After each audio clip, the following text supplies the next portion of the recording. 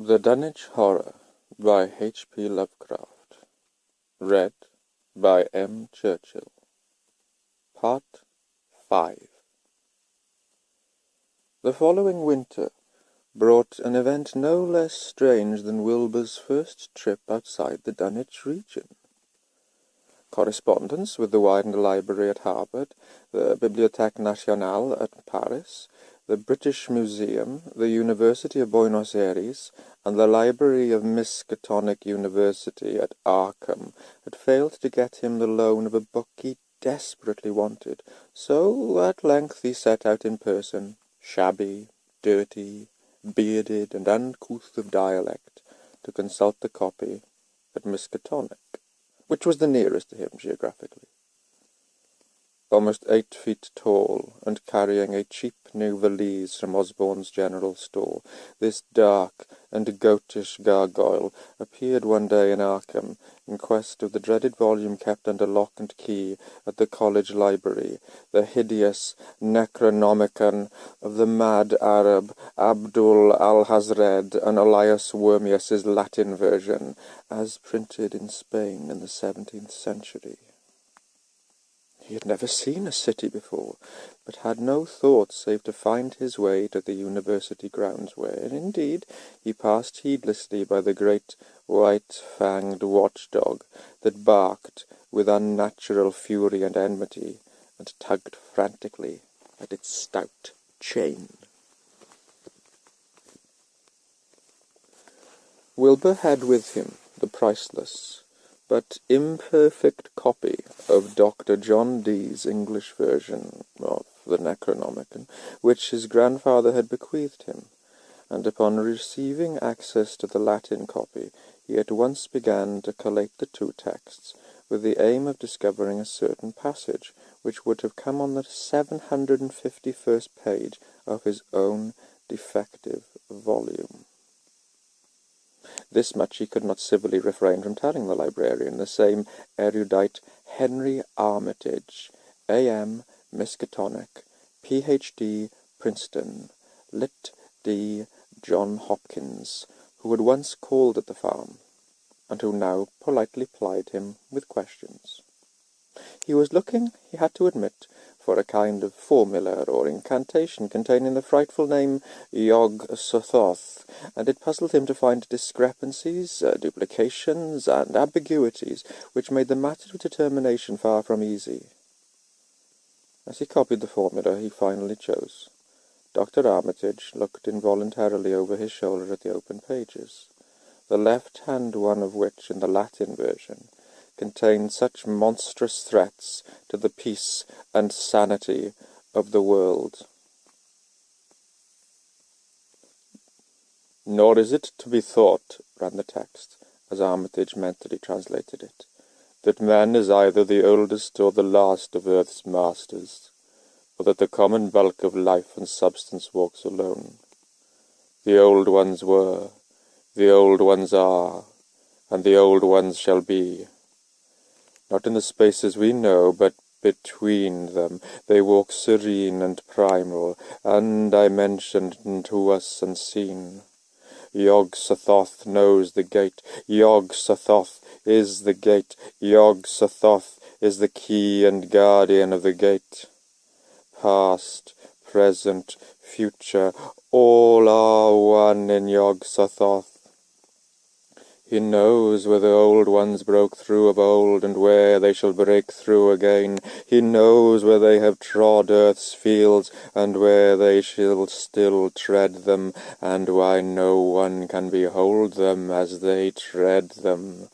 By their smell can men sometimes know them near, but of their semblance can no man know, saving only in the features of those they have begotten on mankind.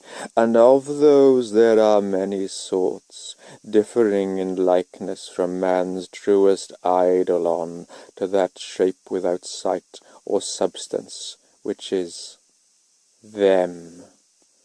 They walk unseen and foul in lonely places where the words have been spoken and the rites howled through at their seasons. The wind gibbers with their voices and the earth mutters with their consciousness. They bend the forest and crush the city, yet may not forest or city behold the hand that smites. Kadath in the cold waste hath known them, and what man knows Kadath? The ice desert of the south, and the sunken isles of ocean, hold stones whereon their seal is engraved. But who hath seen the deep frozen city, or the sealed tower long garlanded with seaweed and barnacles? Great Cthulhu is their cousin, yet can he spy them only dimly. Ea Shub-Niggurath, as a foulness shall ye know them. Their hand is at your throats, yet ye see them not, and their habitation is one with your guarded threshold. Yog-Sothoth is the key to the gate whereby the spheres meet. Man rules now where they ruled once, they shall rule soon where man rules now. After summer is winter, after winter summer. They wait, patient and potent, for here they shall reign again.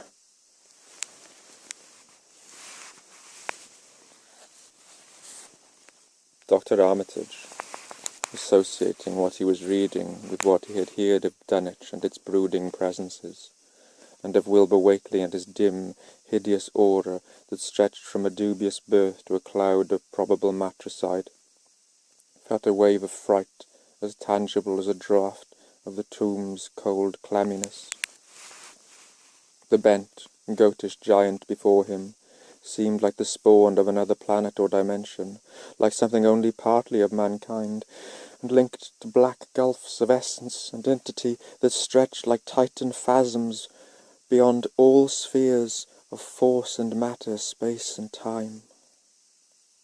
Presently Wilbur raised his head and began speaking in that strange resonant fashion which hinted at sound-producing organs unlike the run of mankind's.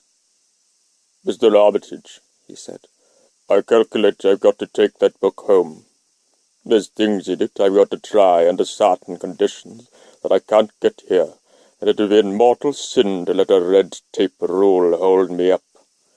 Let me take it along, sir, and I swear that won't hurt nobody know the difference.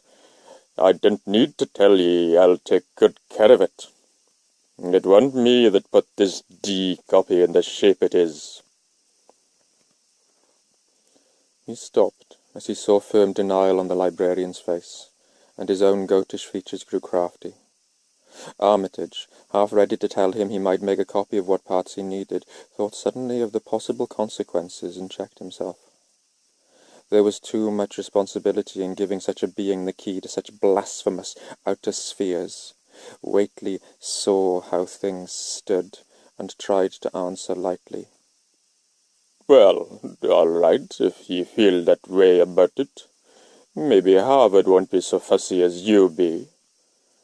And without saying more, he rose and strode out of the building, stooping at each doorway.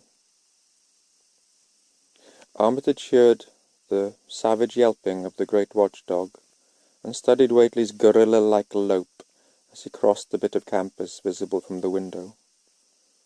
He thought of the wild tales he had heard, and recalled the old Sunday stories in the Advertiser. These things, and the lore he had picked up from Dunwich rustics and villagers during his one visit there.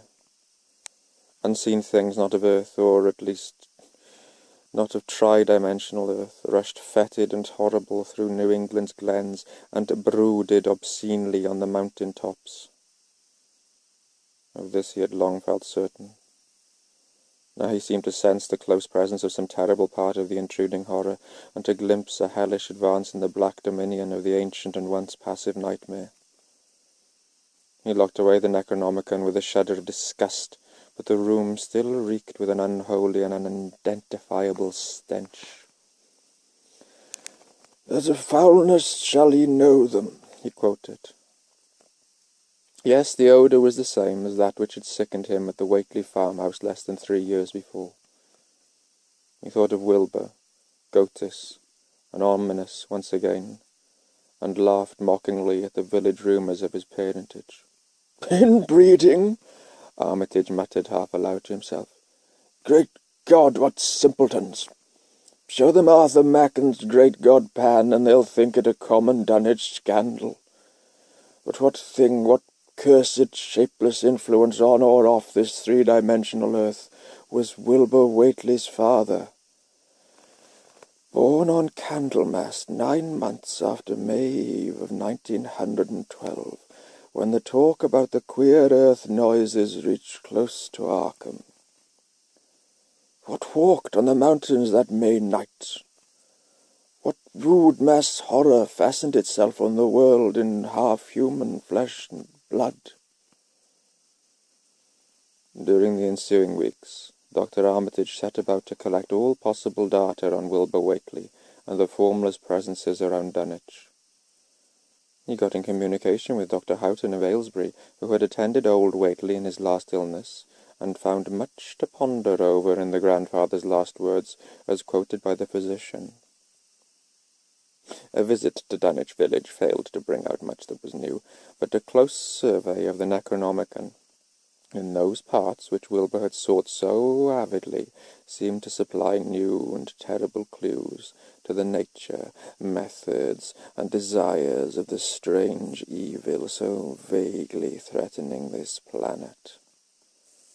Talks with several students of archaic lore in Boston, and letters to many others elsewhere, gave him a growing amazement, which passed slowly through varied degrees of alarm to a state of really acute spiritual fear.